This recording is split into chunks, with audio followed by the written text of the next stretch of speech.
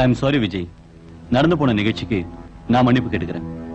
லட்சுமி அம்மா இப்படி வயலண்ட் ஆவாங்கன்னு யாருமே எதிர்பார்க்கல. நர்ஸ்.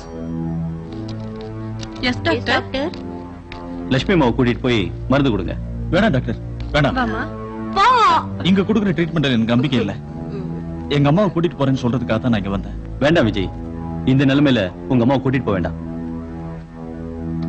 இத பாருங்க, வேலூர் ஹாஸ்பிட்டல் டாக்டர் சிரியாக் ஜானோட நான் கன்சல்ட் பண்ணியிருக்கேன். அவர் வந்து உங்க அம்மாவை செக் பண்ற வரைக்கும் நீங்க கொஞ்சம் பொறுமையா தான் இருக்கணும். பிளீஸ். லட்சுமியை கூட்டிட்டு போங்க.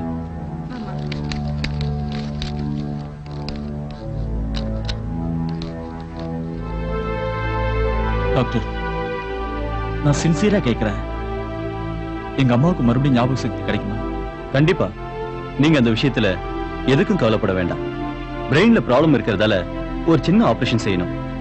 எனக்கு இந்த உலகத்துல எங்க அம்மா மட்டுமே இருக்காங்க. எல்லாமே எனக்கு தெரியும். நான் உங்க அம்மாவை எங்க அம்மா மாதிரி பாத்துக்கிறேன். வேலூருக்கு போற சமயத்துல செலவுக்கு பணம் தேவைப்படும். ஆனா உங்க அம்மா மறுபடியும் பழைய மாதிரியே கிடைப்பாங்க. தேங்க்யூ டாக்டர், நான் வரேன். ஓகே.